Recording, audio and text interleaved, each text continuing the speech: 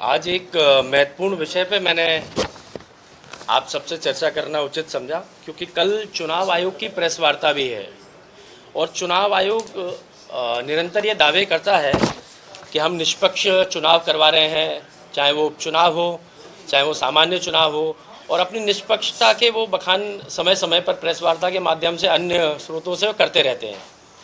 परंतु चुनाव आयोग की निष्पक्षता पे मैं कुछ चीज़ों को लेकर के सवाल उठा रहा हूँ, थोड़ा प्रश्न चिन्ह लगा रहा हूँ, और जो मैं बात उठा रहा हूँ उनके तथ्य भी रखूँगा, और यदि आप लोगों को लगे तो उसमें आप चुनाव आयोग से जवाब भी लीजिएगा। वर्तमान में जो रिटर्निंग ऑफिसर एसडीएम जो होते हैं, जिनको बाद में रिटर्निंग ऑफिसर चुनाव आयोग द्वारा बनाया जाता है, उस पद पर विजयपुर विधानसभा में जहाँ की उपचुनाव हो रहा है, वहाँ पदस्थ है उदय सिंह सिकरवार जी। अब ये उदय सिंह सिकरवार जी कौन है, मैं इनका थोड़ा सा आपको बैकग्राउंड बता देता हूँ। अटेर में उपचुनाव हुआ था वर्ष 2017 में, और 2017 में मैं चुनाव लड़ा था, प्रत्याशी था कांग्रेस पार्टी की तरफ से, और तब मैंने शिकायत करी थी। मैंने शिकायत करी कि उदय सिंह सिकरवार जो हैं ये भारतीय जनता पार्टी के पिट्टू हैं और भारतीय जनता पार्टी के इशारे पर काम कर रहे हैं। मेरी शिकायत गई चुनाव आयोग के पास।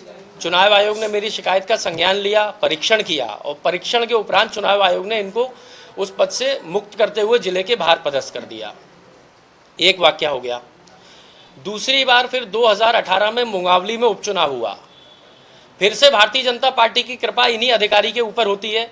इनको वहाँ एसडीएम बनाया जाता है चुनाव से पहले, और जैसे ही चुनाव की आचार संहिता लागू होती है, इनको रिटर्निंग ऑफिसर बना दिया जाता है प्रशासन और इलेक्शन कमीशन के द्वारा। आगे एक व्यक्ति जिसके ऊपर एक बार प्रश्न चिन्ह उठ चुका था, जिसकी कार्यशैली के ऊपर, उसको दोबारा रिटर्निंग ऑफिसर बना दिया मुंगावली उपचुनाव में। लेकिन फिर शिकायत होती है 2018 में, शिकायत होती है और उसके बाद इनको पुनः हटाया जाता है मुंगावली में। ये बात है जनवरी 2018 की। मार्च पहले 2017 में हटाया गया, फिर 2018 जनवरी में फिर उदय सिंह सिकरवार को वहां से हटाया। अब देखिए, आप फिर से बीजेपी की इन पे कृपा होती है। जिस अधिकारी को चुनाव आयोग 2 बार इस योग्य नहीं मानता है, अयोग्य ठहराता है चुनाव करवाने के संबंध में, उसको तीसरी बार फिर विजयपुर उपचुनाव आता है और वहां पर पहले एसडीएम और बाद में रिटर्निंग ऑफिसर के पद पे पदस्थ कर दिया जाता है। रिटर्निंग ऑफिसर का जो पद होता है, ये सबसे महत्वपूर्ण पद होता है पूरे चुनावी प्रक्रिया में, जब तक काउंटिंग ना हो जाए। और वहां पर एक ऐसे व्यक्ति को पदस्थ किया हुआ है जिसको 2 बार चुनाव आयोग ने निष्पक्ष ना मानते हुए 2 बार हटाया, जिसके ऊपर लोकायुक्त में शिकायतें लंबित हैं।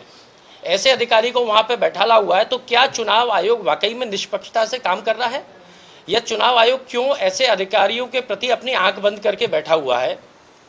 खुद चुनाव आयोग ने इनको हटाया था, तो ऐसा तो है नहीं कि चुनाव आयोग को पता नहीं हो इनकी पूर्व की कार्यशैली। और कोई बहुत पुरानी बात नहीं है कि मैं आज़ादी के पहले की बात कर रहा हूँ, अभी मुश्किल से 2017 और 2018 की बात कर रहा हूँ। तो चुनाव आयोग के संज्ञान में होते हुए यदि चुनाव आयोग ऐसे अधिकारियों को रख रहा है, तो निश्चित ही सवाल तो चुनाव आयोग की कार्यप्रणाली पर उठेंगे।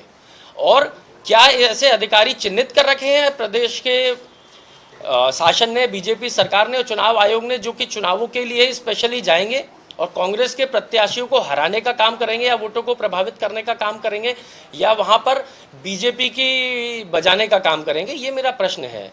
तो मैं पहले तो ये मांग करता हूं आप सभी के माध्यम से कि तत्काल उदय सिंह सिकरवार को रिटर्निंग ऑफिसर के पद से वहां से हटाया जाए, और विजयपुर श्योपुर जिले से ही बाहर करके उनको एक ऐसी जगह पे अटैच किया जाना चाहिए जहां से वो इस चुनाव को प्रभावित करने की स्थिति में ना बचें। दूसरी चीज़, चूंकि इन अधिकारी के खिलाफ तो मैंने प्रमाण दिए, ऐसे और भी अधिकारी वहां पर पदस्थ हैं और उनके खिलाफ भी मैं प्रमाण इकट्ठे कर रहा हूं। जल्द ही मैं आपको उनके लिए भी प्रमाण दूंगा। ऐसे जो भी अधिकारी हैं, इन सबको वहां से हटाया जाना चाहिए। मैं चाहता हूं कि निष्पक्ष चुनाव हो वहां पर। आप देखिए, 2 ही दिन के अंदर कांग्रेस के सभी बड़े नेताओं के ऊपर 2-2 एफआईआर दर्ज कर दी। एक वीडियो मैंने अपने फेसबुक ट्विटर के माध्यम से डाला था, 6 साल पुराना वीडियो है, ठीक है।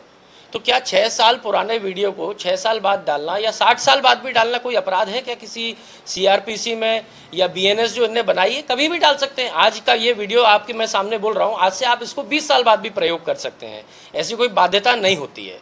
मैंने ये तो नहीं लिखा ये तत्काल का वीडियो है, लेकिन बीजेपी के प्रत्याशी रामनिवास रावत जी के दबाव में इस तरह की जो है एफआईआर झूठी करवाई गई है।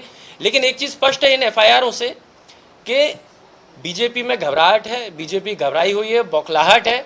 और कहीं ना कहीं जब व्यक्ति हार की ओर बढ़ता है और उसको अपनी हार निश्चित दिखने लगती है, तो वो इस प्रकार के कदम उठाने लगता है कि भाई वो प्रताड़ित करो लोगों को, आम कार्यकर्ताओं के ऊपर जुल्म करो, या कोई भी व्यक्ति आया रास्ते में उसके ऊपर प्रशासन का दुरुपयोग करके झूठी एफआईआर करवाई जाए।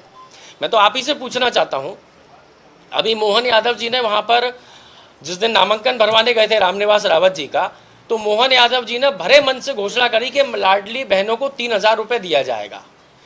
तो अगर चुनाव आयोग के नियम हैं और चुनाव आयोग ये कहता है कि एक बार आदर्श आचार संहिता लागू हो जाए तो उसके बाद क्या कोई घोषणा की जा सकती है, खास तौर पे ऐसी घोषणा जिसमें कि आप किसी भी वोटर को प्रभावित कर रहे हैं। जब हम किसी को मन से कह रहे हैं कि हम 3,000 रुपये देंगे चुनाव के पश्चात, तो क्या ये उस वोटर के मन के ऊपर प्रभाव नहीं डाला जा रहा है कि आप हमको वोट दीजिए, हम आपको 3,000 रुपये देंगे?